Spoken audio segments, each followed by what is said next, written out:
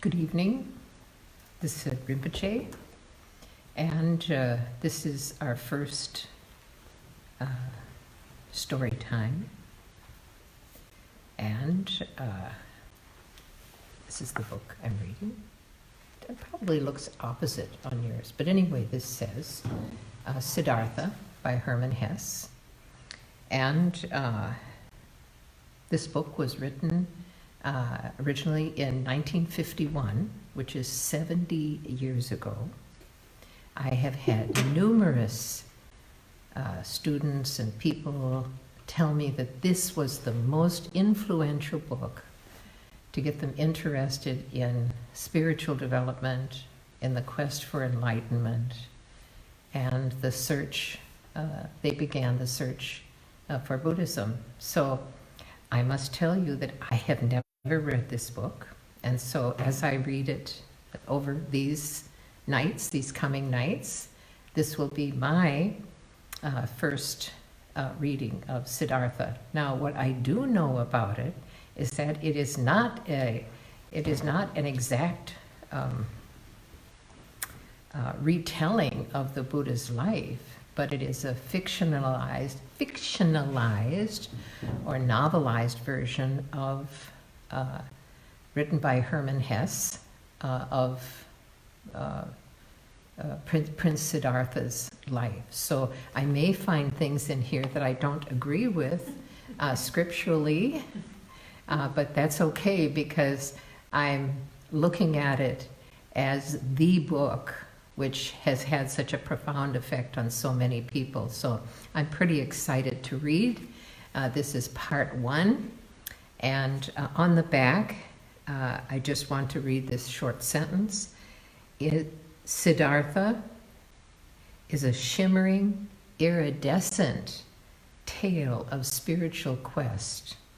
It is Nobel Prize winner Herman Hesse's most famous and influential work. So I would like to begin. Don't feel like you have to sit here and look at me on your computer or your phone, that if you want to lie down and listen to this, then I'll be like your grandma telling you a bedtime story. Only it's pretty exciting spiritual stuff, I hear.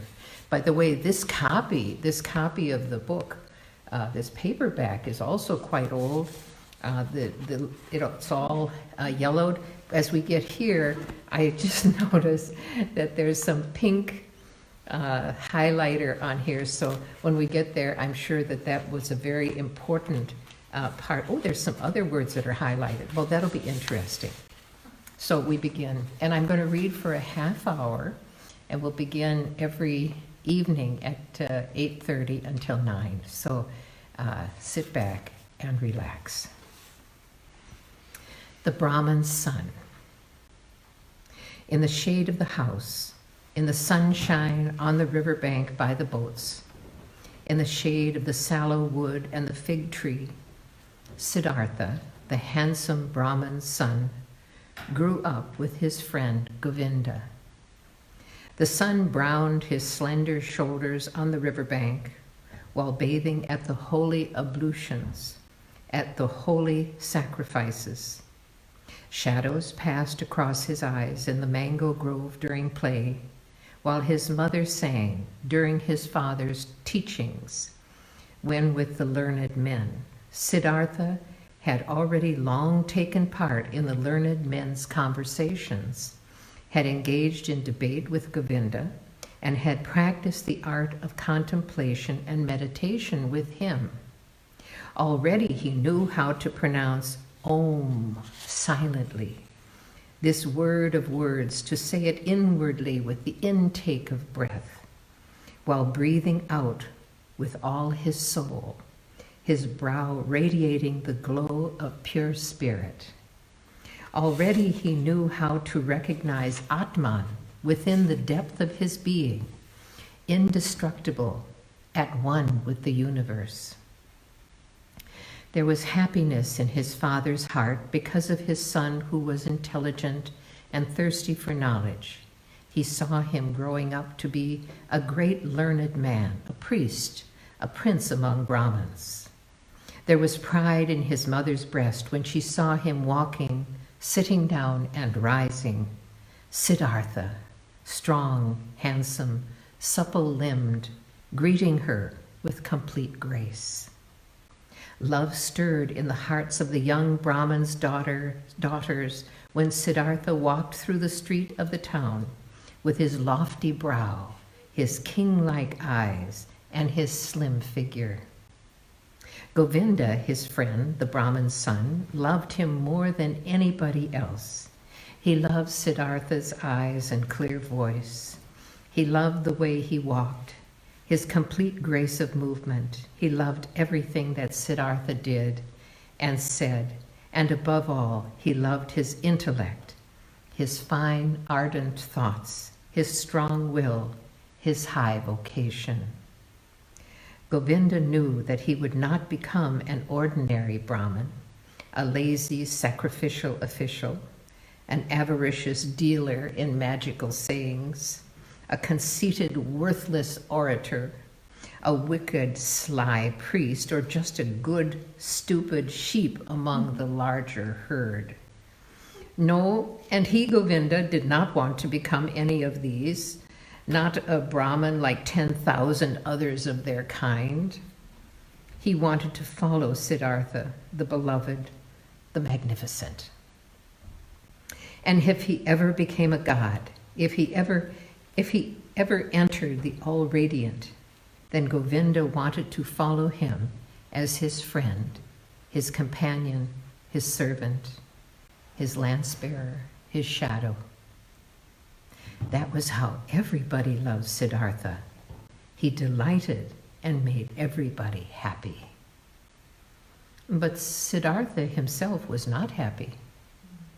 Wandering along the rosy paths of the fig garden, sitting in contemplation in the bluish shade of the grove, washing his limbs in the daily bath of atonement, offering sacrifices in the depths of the shady mango wood with complete grace of manner, beloved by all, a joy to all, and yet there was yet no joy in his own heart.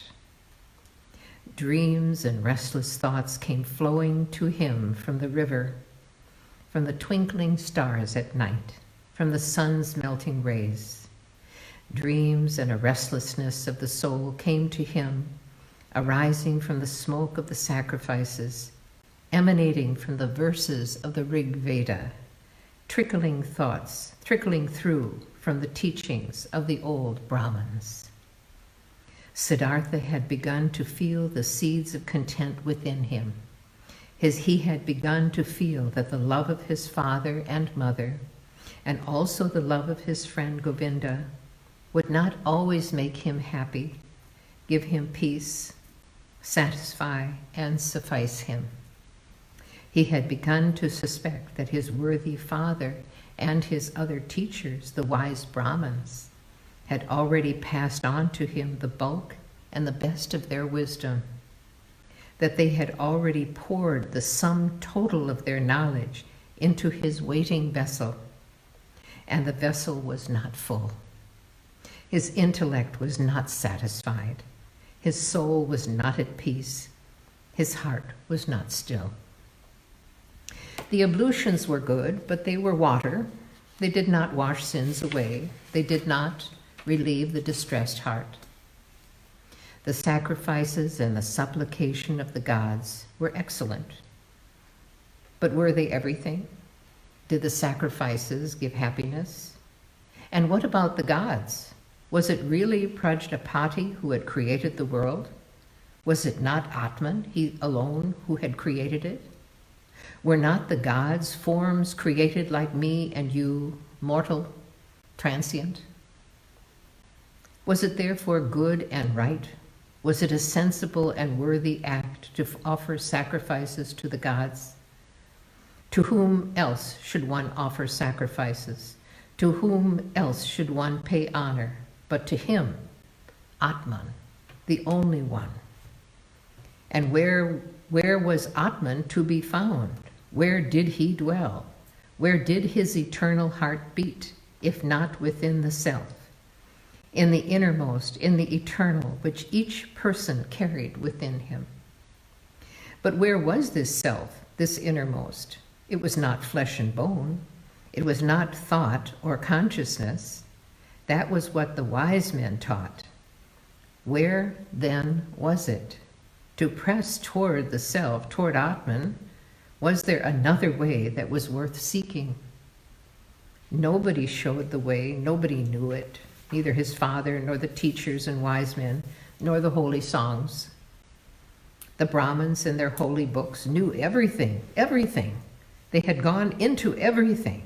The creation of the world, the origin of speech, food, inhalation, exhalation, the arrangement of the senses, the acts of the gods.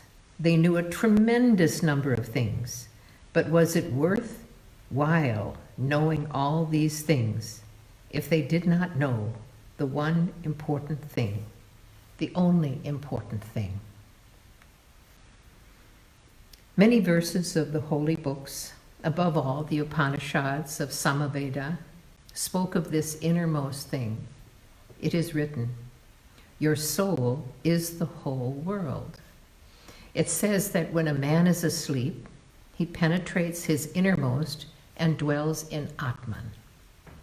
There was wonderful wisdom in these verses. All the knowledge of the sages was told here in enchanting language, pure as honey collected by the bees. No, this tremendous amount of knowledge, collected and preserved by successive generations of wise Brahmins, could not be easily overlooked. But where were the Brahmins, the priests, the wise men who were successful not only in having this most profound knowledge, but experiencing it? Where were the initiated who, attaining Atman in sleep, could retain it in consciousness, in life, everywhere, in speech, and in action? Siddhartha knew many worthy Brahmins, above all his father, holy, learned, of highest esteem. His father was worthy of admiration.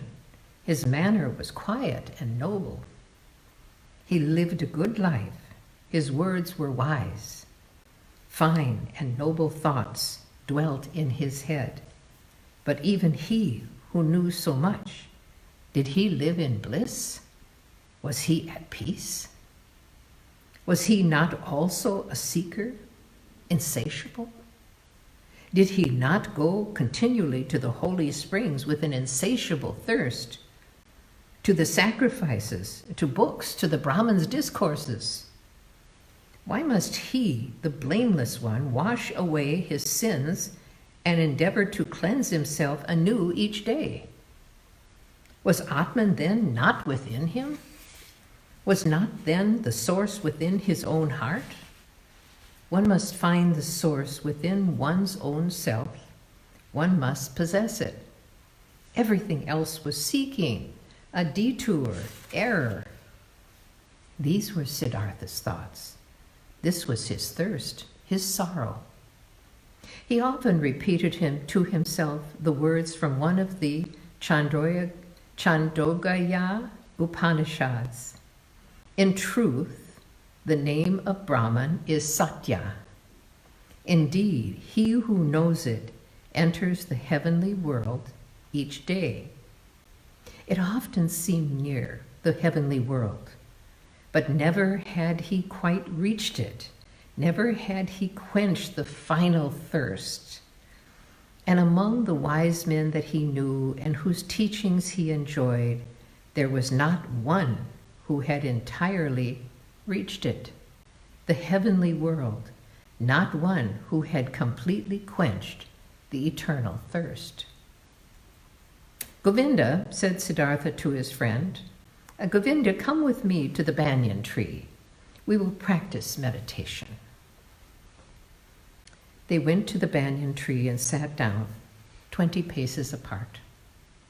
As he sat down, ready to pronounce the Om, Siddhartha softly recited the verse. Om is the bow, the arrow is the soul. Brahman is the arrow's goal, at which one aims unflinchingly. When the customary time for the practice of meditation had passed, Govinda rose. It was now evening. It was time to perform the evening ablutions. He called Siddhartha by his name. He did not reply. Siddhartha sat absorbed, his eyes staring as if directed at a distant goal, the tip of his tongue showing a little between his teeth. He did not seem to be breathing. He sat thus, lost in meditation, thinking Om, his soul as the arrow directed at Brahman. Some samanas once passed through Siddhartha's town, wandering ascetics. They were 3 thin, worn-out men, neither old nor young, with dusty and bleeding shoulders, practically naked, scorched by the sun, solitary, strange, and hostile, lean jackals in the world of men. Around them hovered an atmosphere of still passion, of devastating service, of unpitying self-denial. In the evening, after the hour of contemplation, Siddhartha said to Govinda, "Tomorrow morning, my friend, Siddhartha is going to join the samanas. He is going to become a samana."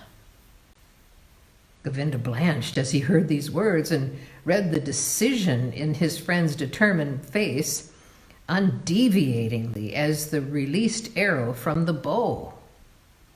Govinda realized from the first glance at his friend's face that now it was beginning. Siddhartha was going his own way. His destiny was beginning to unfold itself, and with his destiny, his own. And he became as pale as a dried banana skin. "Oh, Siddhartha," he cried, will your father permit it?"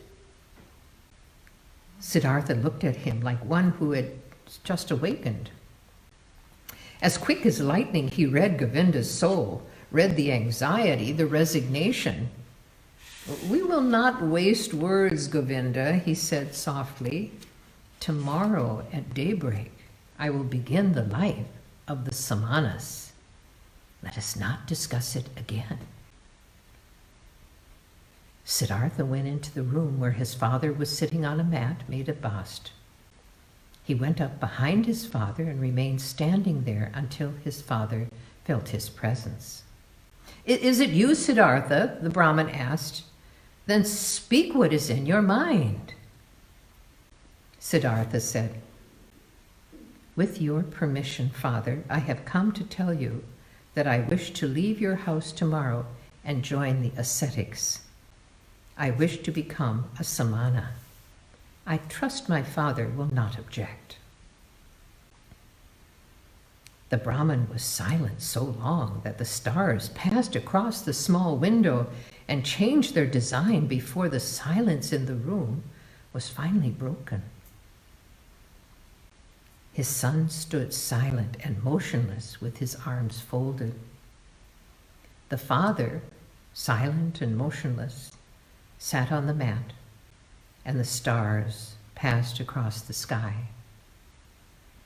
Then his father said, "It is not seemly for Brahmins to utter forceful and angry words, but there is displeasure in my heart. I should not like to hear you make this request a second time." The Brahmin rose slowly. Siddhartha remained silent with folded arms. "Why are you waiting?" asked his father. "You know why," answered Siddhartha. His father left the room displeased and lay down on his bed. As an hour passed by and he could not sleep, the Brahmin rose, wandered up and down, and then left the house. He looked through the small window of the room and saw Siddhartha standing there, with his arms folded, unmoving. He could see his pale robe shimmering. His heart troubled, the father returned to his bed. As another hour passed and the Brahmin could not sleep, he rose again, walked up and down, left the house and saw the moon had risen. He looked through the window. Siddhartha stood there, unmoving, his arms folded. The moon shone on his bare shin bones. His heart troubled, the father went to bed. He returned again after an hour, and again after 2 hours, looked through the window and saw Siddhartha standing there in the moonlight, in the starlight, in the dark.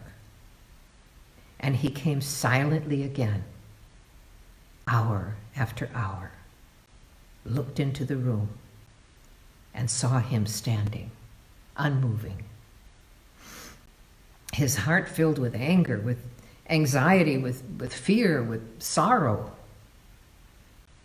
And in the last hour of the night, before daybreak, he returned again, entered the room, and saw the youth standing there. He seemed tall and a stranger to him. "Siddhartha," he said, "why are you waiting?" "You know why." "Will you go on standing and waiting until it is day, noon, evening?" "I will stand and wait." "You will grow tired, Siddhartha." "I will grow tired." "You will fall asleep, Siddhartha." "I will not fall asleep." "You will die, Siddhartha." "I will die." "And would you rather die than obey your father?" Siddhartha has always obeyed his father. "So you would give up your project?" Siddhartha will do what his father tells him. The first light of day entered the room. The Brahmin saw that Siddhartha's knees trembled slightly, but there was no trembling in Siddhartha's face. His eyes looked far away. Then the father realized that Siddhartha could no longer remain with him at home, that he had already left him. The father touched Siddhartha's shoulder. "You will go into the forest," he said, "and become a samana. If you find bliss in the forest, come back and teach it to me. If you find disillusionment, come back, and we shall again offer sacrifices to the gods together. Now go, kiss your mother and tell her where you are going. For me, however, it is time to go to the river and perform the first ablution." He dropped his hand from his son's shoulder and went out. Siddhartha swayed as he tried to walk. He controlled himself, bowed to his father, and went to his mother to do what he had been told to do. As with benumbed legs, he slowly left the still sleeping town at daybreak. A crouching shadow emerged from the last hut and joined the pilgrim. It was Govinda. "You have come," said Siddhartha and smiled. "I have come," said Govinda. I begin the next chapter. We have a little time.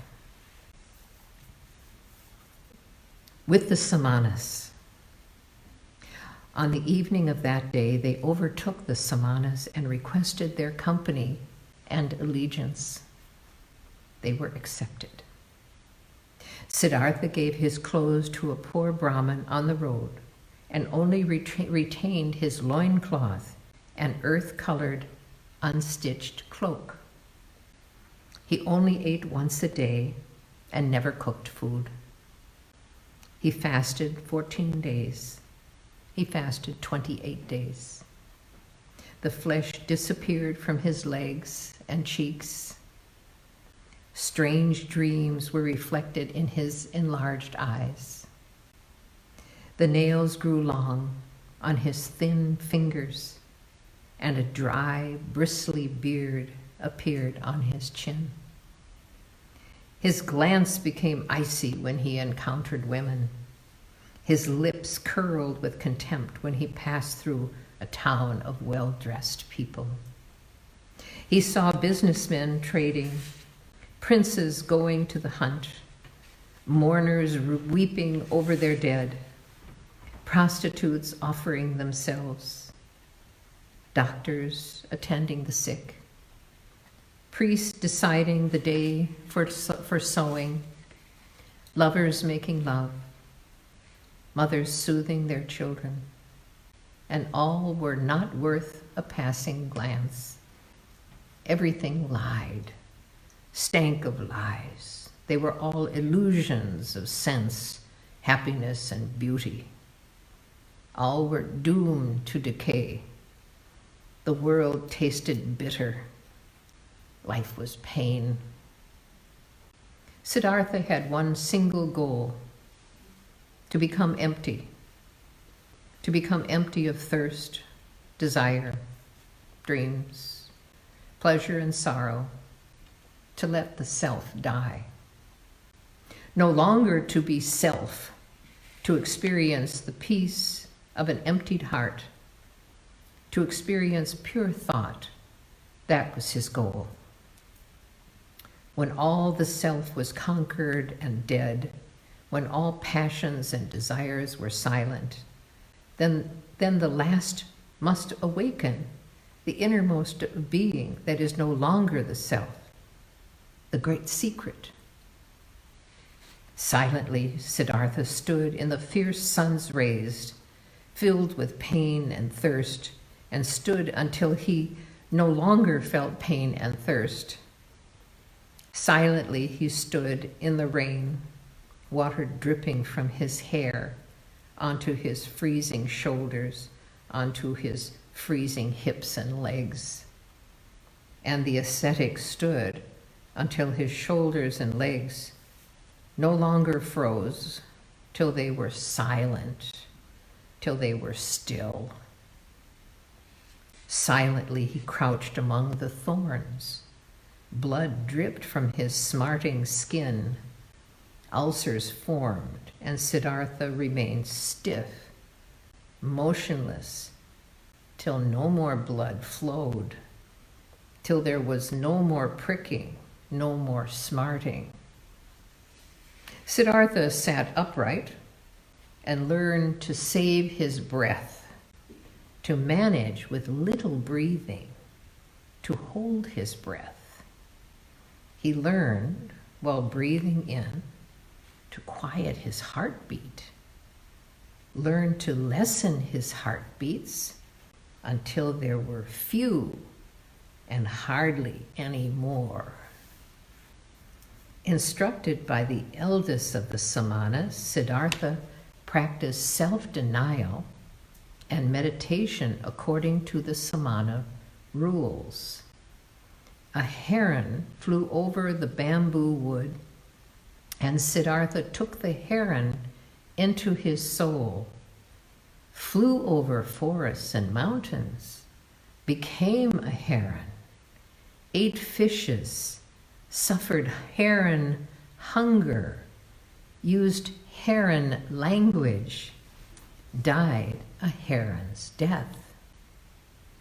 A dead jackal lay on the sandy shore, and Siddhartha's soul slipped into its corpse. He became a dead jackal, lay on the shore, swelled, stank, decayed, was dismembered by hyenas, was picked at by vultures, became a skeleton, became dust, mingled with the atmosphere.